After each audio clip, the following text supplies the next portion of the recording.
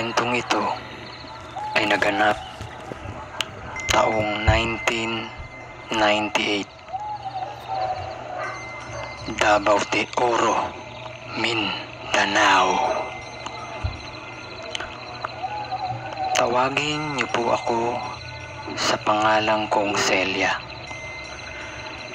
Edad 8 taong gulang ako nang makaranas ako ng kakaibang pangyayari sa aking buhay na tumatak sa aking buong pagkatao.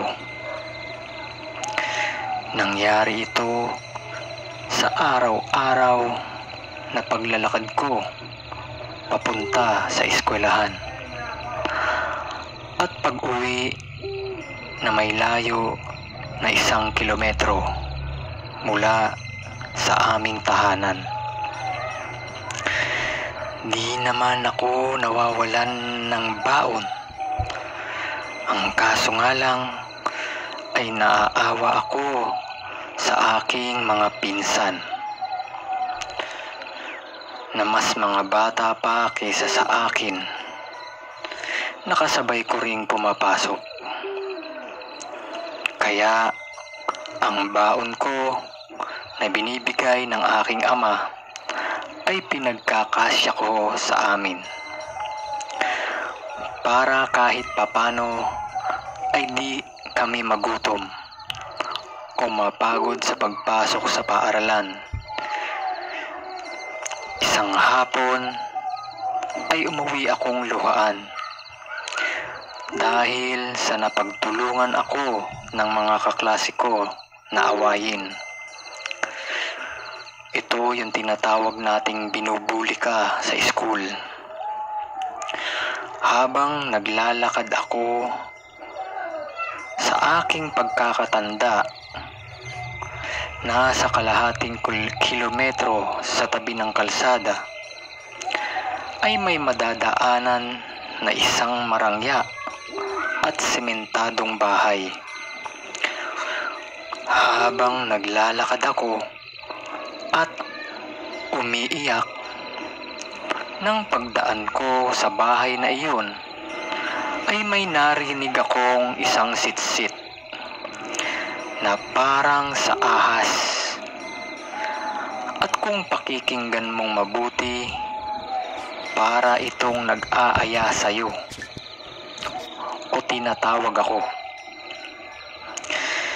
Binaliwala ko lang muna ang bagay na yon dahil ang isip ko ay gusto ko nang makauwi para makapagpahinga na din. Kaso, umabot ng 5 araw na tuwing dadaan ako sa bahay na iyon ay mayroong sumisitsit. Pagsapit ng Sabado at dahil nga walang pasok, nagdesisyon ako na pumunta sa bahay na iyon. At nagdesisyon akong magtanong kung ano ang meron doon at kung ano o sino yung sumisitsit sa akin. Pagdating ko sa harapan ng pinto ng bahay, ay agad ko na nilakasan ang aking boses sa pagtawag ko ng "Tao po! Tao po!" Kaya nilakasan ko pa ito ng maigi dahil iniisip ko na baka walang makarinig sa akin. Mga ilang minuto sa aking pagtatawag ng may kalakasan ay unti-unting nagbukas ang pinto. Bumungad sa akin ang isang napakagandang babae at lalaking may ibang lahi. Sa tansya ko, ang edad nila ay nasa kalagitnaan ng 30 anyos. Nahimasmasan lang ako nang biglang magsalita ang babae ng "Unsay toyo nimo palangga?" na sa Tagalog ay "Anong kailangan mo, mahal?" Agad naman akong sumagot ng "Auntie, pwede ko mga tuna" na sa Tagalog ay "Auntie, pwede ba ako magtanong?" Sumagot naman siya ng ano yun. Kaya naglakas loob na ako na magtanong. Ang tanong ko kay Auntie, Auntie, ano po ba o sino yung nagsisit-sit sa akin kapag dumadaan ako? Nagtanong siya sa akin, ano ang pangalan mo? Sinabi ko naman na ako si Celia. At nagpakilala naman siya na siya si Auntie Judith at si Uncle Fritz daw yung asawa niya.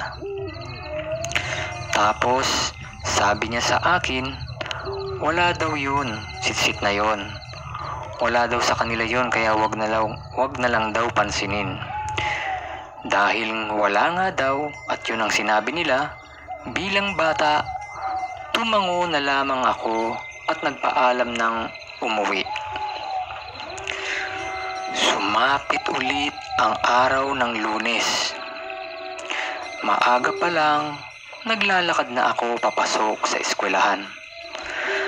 Dahil medyo may kalayuan ang eskwelahan mula sa bahay namin,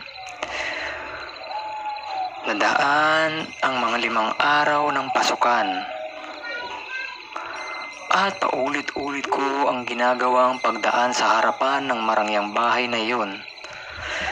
Sa aking huling pagdaan ay doon ko narinig ang isang pamilyar na sit-sit na muli ay parang nagtatawag. Pagsapit ng Sabado, muli ay nagpasya ako na puntahan ang bahay na marangya. At nagbalak uli na magtanong para mawala ang aking mga pagtatanong sa aking sarili at sa aking isipan. Kaya pagdating ko doon, nakabukas na ang pinto. Napakatahimik ng kapaligiran. Sa buong bakuran at loob ng bahay ay napansin kong walang tao na naroroon. Bukas ang pinto ng bahay, subalit wala ni isa mang tao. Hanggang sa pagtayo ko sa harapan ng pintuan ng bahay na iyon na marangya, ay biglang sumulpot sa tabi ko si Auntie. Nagulat pa ako dahil nga akala ko kung sino na. Tinanong niya ako na kung gusto ko daw ba na makita kung sino yung sumisit-sit sa akin. Sumagot naman ako ng opo. Sinamahan niya ako sa loob ng bahay nila. At doon ko nakilala ang asawa niyang si Fritz na isang French. Pagpapakilala nila sa akin ay pinaupo nila ako sa harap ng lamesang kainan nila. At ipinaghain ako ni Auntie Judith ng juice at biskwit.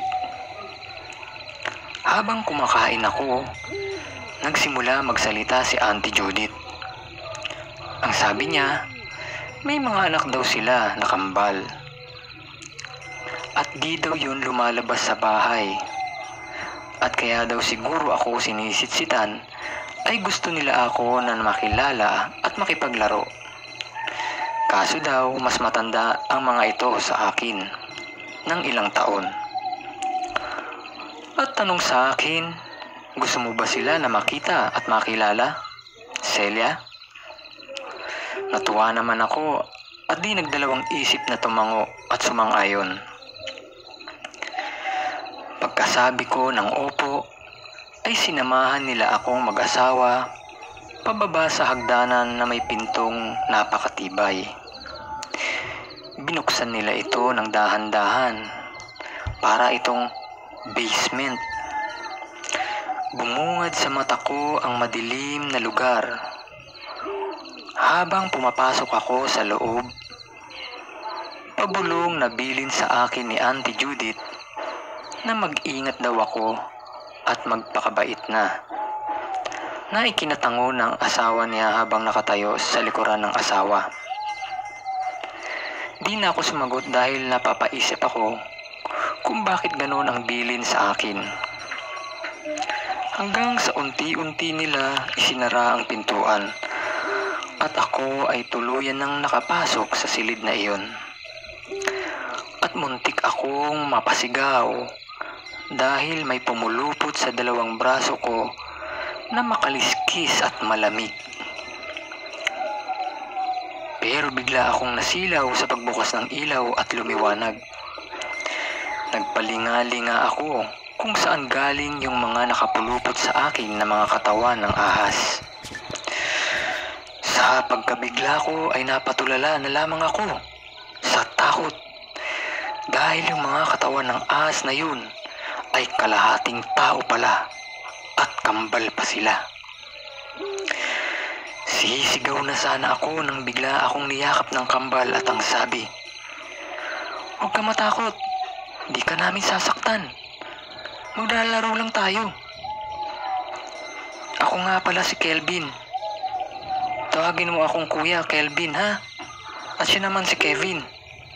Pwede mo din siyang tawagin na Kuya." Pagkapakilala nila sa akin at mukha namang mababait sila, nagpakilala na din ako na sinabi ko na ako si Celia. Sumagot si Kuya Kelvin na Celia pala ang pangalan mo.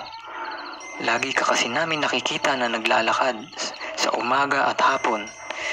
Pero tuwing dadaan ka ng hapon, pag hindi ka humihikbi, luhaan naman.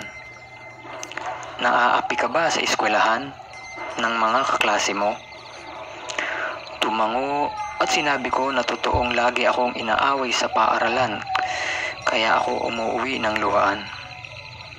Nagsabi si Kuya Kevin, "Ano, tama na, kwentuhan na tayo at maglaro na tayo." Habang naglalabas ng mga laruan nila, sumagot ako habang nakatingin sa mata nila na pwede kami maglaro basta di pumupulupot sa akin ang mga buntot nila na parang nakikiusap. Pumayag sila at ngumiti at simula ng araw na yon ay napapadalas ang pasyal at pakikipaglaro ko sa kanila. Mga 2 buwan na noon bago magpasko. Dahil nga sa pagiging madaldal, mapatanong ko sa mama nila, "Auntie Judith, bakit po naging ganon sila, Kuya Kelvin at Kuya Kevin? Normal naman po kayo mag-asawa." Biglang napatahimik ang mag-asawa sa harap ng lamesa at tumingin sa akin. Pero sumagot si Auntie Judith na sa pamilya at angkan daw ni Uncle Fritz na asawa niya ay bawal daw magkaroon ng asawa na ibang lahi. Kagaya nila, magkaibang lahi sila pero nagmahalan sila. Pero kaakibat ng relasyon nila ay ang isang sumpa. Sa pagkakasabi ni Auntie Judith, nung malaman daw ng mga magulang ni Uncle Fritz na buntis siya, isinumpa daw sila ng magulang nito. Para daw di sila guluhin ng pamilya ng asawa, napilitan silang umuwi ng Pilipinas at dito na nanirahan. Ang masaklap at nung ipinanganak ang kambal ay nagulat sila at halos di matanggap ni Auntie Judith na mangyayari ang sumpa ng pamilya ni Uncle Fritz. Pero dahil mga anak naman nila ito, minahal nila ang mga ito at pinalaki na laging nakatago sa mga tao. At nagsimula din gumanda ang buhay nila hanggang sa umabot na sa 11 taon ng kambal.